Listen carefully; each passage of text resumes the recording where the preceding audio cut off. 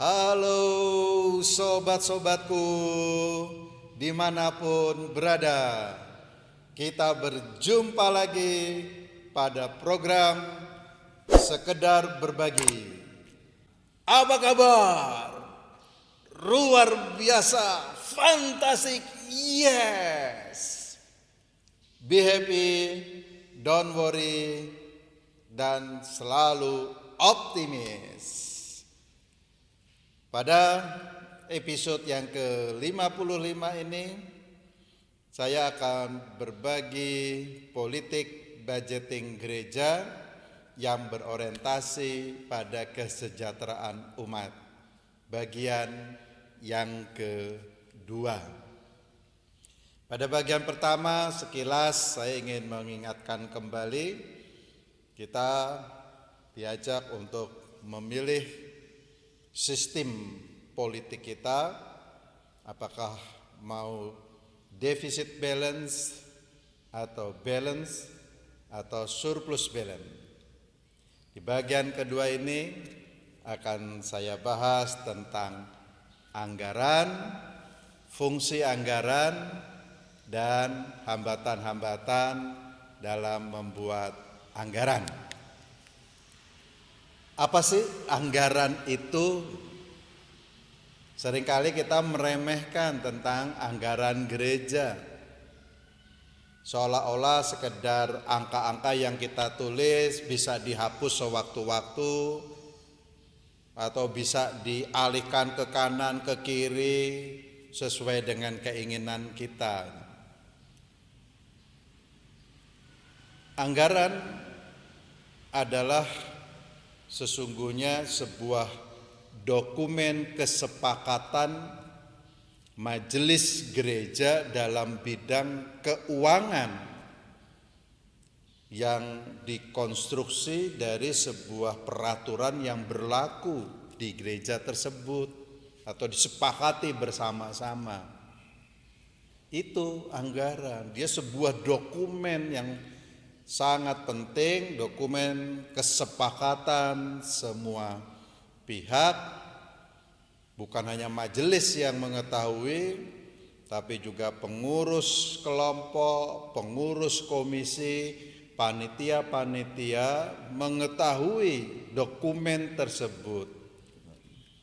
Itulah sebabnya anggaran juga sebetulnya adalah perencanaan strategis sebuah gereja dalam bentuk angka.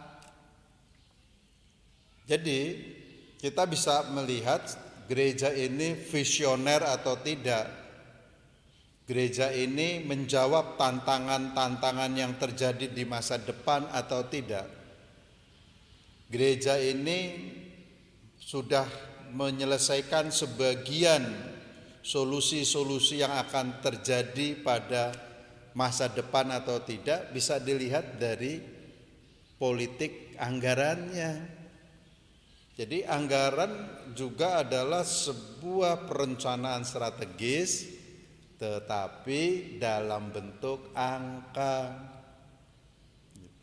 mendampingi perencanaan-perencanaan strategis dalam bentuk kalimat.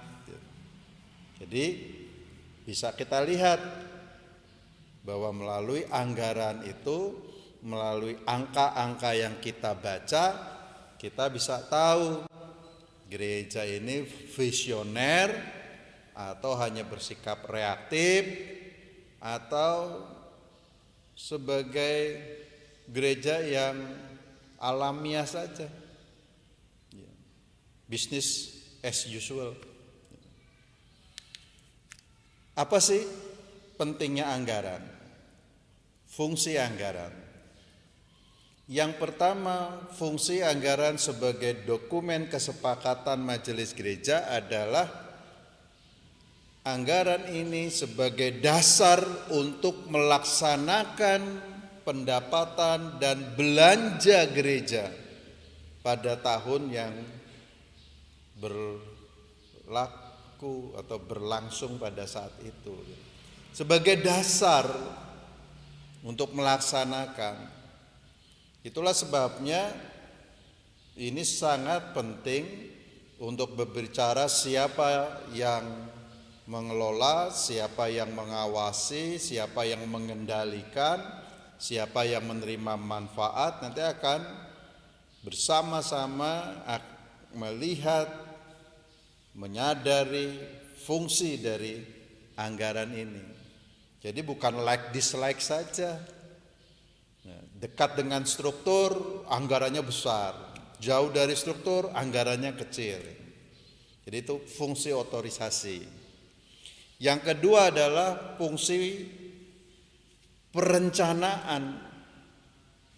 Anggaran itu menjadi pedoman bagi manajemen gereja dalam merencanakan kegiatan-kegiatannya, dalam merencanakan pembiayaan atau capaian-capaian yang menjadi ideal dari gereja supaya tidak mengalami kebangkrutan, tidak mengalami kehancuran, tetapi gereja on the track. Gitu. Bahwa anggaran itu sebagai sebuah perencanaan gereja untuk hidup lebih baik, untuk hidup lebih melayani dalam spiritualitas teologisnya, ambil bagian dalam mendatangkan kerajaan Allah. So, betapa pentingnya uang itu ketika kita tempatkan di dalam kerangka teologia budgeting kita. Justru perencanaan anggaran ini akan mendatangkan damai sejahtera, mendatangkan cinta kasih ilahi dalam kehidupan umat manusia. Fungsi selanjutnya adalah pengawasan.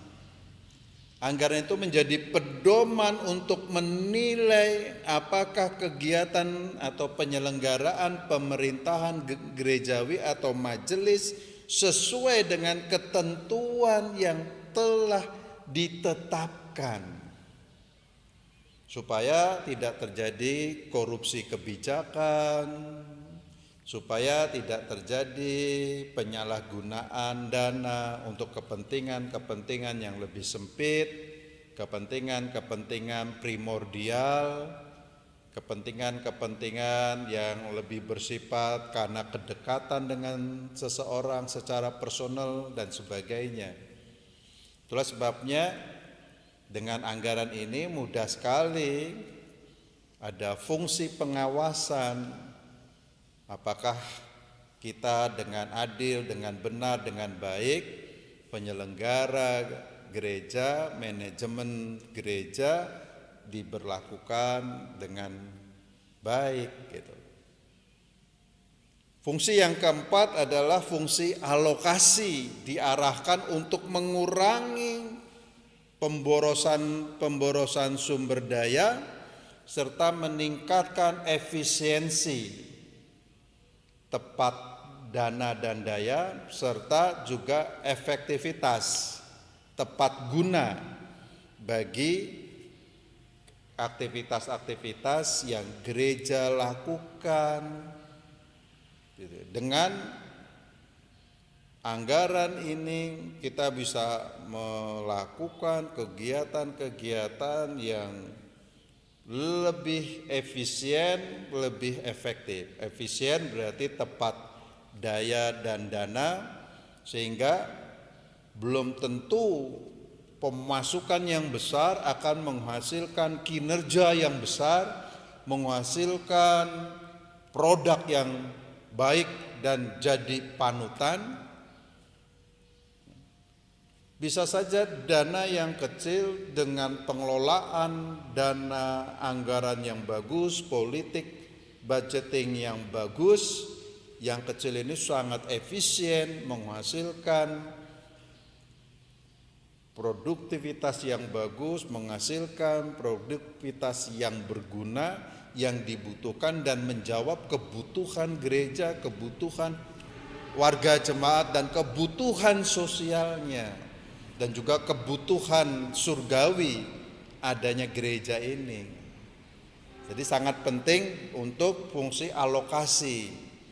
Maka bisa dibuat skala prioritas untuk pembiayaan itu. Bagaimana komisi mana yang harus lebih dikuatkan dulu, komisi mana yang harus lebih disubsidi lebih banyak, diberi dana-dana stimulan yang lebih banyak.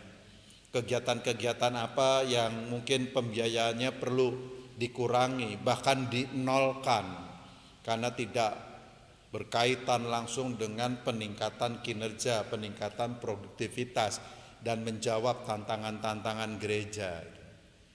So, dana yang dianggarkan, dialokasikan sungguh-sungguh dapat mengairi kehidupan. Fungsi lainnya adalah fungsi distribusi. Anggaran gereja harus memperhatikan rasa keadilan, rasa kesejahteraan, dan kepatutan. Gereja kita punya area pelayanan di 3 gereja, sudah kita gambarkan dengan Google Earth. Kita tahu di mana titik-titik pelayanan yang harus diprioritaskan. Maka kegiatan-kegiatan komisi, kegiatan-kegiatan kelompok, kegiatan-kegiatan panitia, jadi dana ini harus didistribusikan, dialokasikan dengan bagus, di mana semua merasa diperlakukan adil, semua diperlakukan dengan baik, menumbuhkan kedamaian, menumbuhkan kesejahteraan, sehingga semua dapat memahami gerak gereja ini, perencanaan strategis gereja dalam bentuk uang ini. Sedikit, tetapi ketika orang atau komisi atau panitia merasa diperlakukan adil, maka yang sedikit ini akan menjadi ragi yang akan bergulir bagaikan bola salju, menggelinding makin besar dan akhirnya membiayai kegiatan-kegiatan gereja. Dan keenam, fungsi stabilisasi. Dengan anggaran ini, fungsi stabilisasi mengandung arti bahwa anggaran gereja menjadi alat untuk memelihara dan mengupayakan keseimbangan. Nah, ini kan perlu kontrol dengan adanya anggaran-anggaran yang sudah kita sepakati sebagai dokumen kesepakatan gereja, seluruh komponen-komponennya, maka bisa distabilisasi supaya tidak kolaps. Kita lihat ini Sri Lanka, hancur toh, kolaps, tidak mampu membayar pegawai negerinya, tidak mampu membayar kebutuhan hidup rakyatnya, akhirnya mereka frustasi. Nah, dengan stabilisasi ini kita dapat melihat ketika ada pemasukan yang kurang, bagaimanakah untuk distabilkan pengeluarannya sehingga berjalan dengan baik. Nah, dari situ kita bisa melihat bagaimana aliran dana umat, khususnya di gereja kita, gitu, dapat diidentifikasi. Ya, hulunya itu cuma satu, dana umat. Gitu. Kita belum punya perusahaan, kita belum punya sumber uang yang menjadi mesin produksi alternatif atau kedua di samping dari persembahan umat. Dari dana umat yang besar ini dapat diklasifikasi lagi ke 14.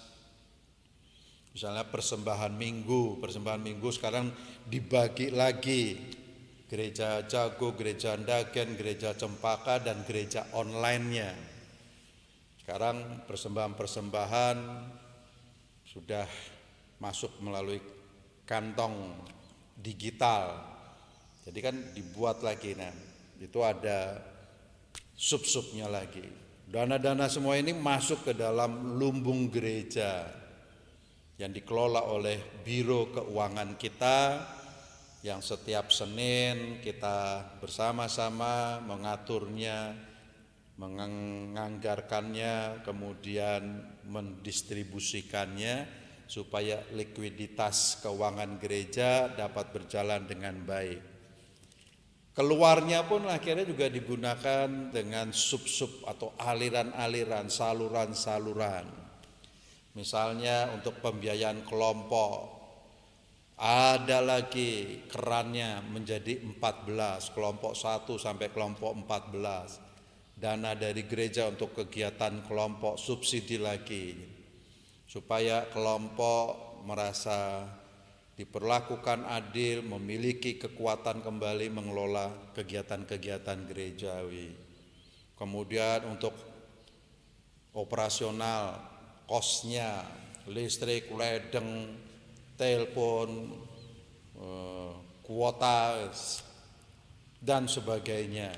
Kemudian baru gaji lagi dibagi beberapa keran. Gaji pendeta, gaji karyawan, gaji koster, gaji tenaga-tenaga tidak tetap, atau honorarium, dan seterusnya. Nah, lari lagi akhirnya dinikmati ke 146 beneficiary, yaitu penerima manfaatnya dari aliran 1 menjadi 146 keran, di mana semua menikmati kembali, dan akhirnya mereka mengalirkan kembali aliran dana ini dan terus menuju ke masa depan gereja, mencapai cita-citanya, menggapai ideal-ideal yang ditentukan, terus berkembang supaya semakin tua semakin sejahtera, semakin tua semakin terjamin, semakin tua semakin mampu membiayai kehidupan yang akan datang. Nah, problemnya salah satunya adalah dalam penganggaran seringkali tidak terintegrasi dengan perencanaan. Ya, akhirnya sporadis. Kebijakan-kebijakan anggaran seringkali dihabiskan hanya dengan kebutuhan-kebutuhan insidental yang lebih personal dan sebagainya, yang tidak menjawab rasa keadilan, visi gereja dan sebagainya. Mungkin dekat dengan struktur, mungkin dekat dengan pengambil kebijakan, akhirnya pengalokasian dana, pengeluaran anggaran tidak terintegrasi dengan perencanaan gereja ke depan. Penganggaran juga lebih sering hanya untuk aspek-aspek seremonial gitu. Nah, ini perlu kita evaluasi lagi dalam kegiatan-kegiatan kita. Seringkali sesuatu yang seremonial lebih banyak habisnya di bagian-bagian yang sesungguhnya tidak meningkatkan produktivitas manusia atau gereja, tidak meningkatkan kinerja gereja, tidak meningkatkan kualitas pendidikan umat, tidak meningkatkan. Nah, ini perlu ditoto kembali supaya anggaran kita jangan terlalu banyak hanya untuk kegiatan-kegiatan seremonial yang seringkali hanya menghabiskan dana tetapi tidak membangun gereja masa depan. Problem lainnya adalah seringkali alokasi anggaran itu tidak berdampak pada kinerja. Maka politik budgeting gereja kita perlu menandaskan juga mungkin pembiayaan saat ini yang sifatnya meningkatkan pendidikan, perjumpaan-perjumpaan, dialog-dialog, membangun peace building dengan kelompok-kelompok lain mungkin dibiayai lebih besar daripada sekedar perayaan ulang tahun, perayaan yang lainnya yang seringkali menghabiskan begitu banyak konsumsi dan aksesoris-aksesoris lainnya yang lebih bersifat kosmetis daripada meningkatkan kualitas spiritualitas kita, meningkatkan intelektualitas kita, dan program-program edukasi gereja. Lebih parahnya lagi, penganggaran lebih banyak diwarnai dengan politik dagang sapi. Jadi kalau dekat dengan struktur, dekat dengan orang-orang yang mengambil kebijakan secara personal, kebutuhan personal itu lebih banyak diberikan daripada untuk kesejahteraan umat. Hati-hati. Oleh sebab itulah politik budgeting gereja harus berani menganggarkan yang bukan hanya untuk kepentingan pendetanya, bukan hanya untuk kepentingan majelisannya, tetapi untuk kepentingan umat keseluruhan, membantu pembiayaan gereja mencapai masa depannya dan merealisasi mandat ilahi, yaitu mendatangkan kerajaan Allah di dalam hati manusia, hati gereja, keluarga, maupun di masyarakat bangsa dan negaranya. Oke sobat-sobat, saya cukupkan dulu bagian yang kedua, dan kita akan membahasnya lagi di bagian ketiga di episode mendatang tentang prinsip-prinsip dan filosofi anggaran. Yes, see you at the top. Salam.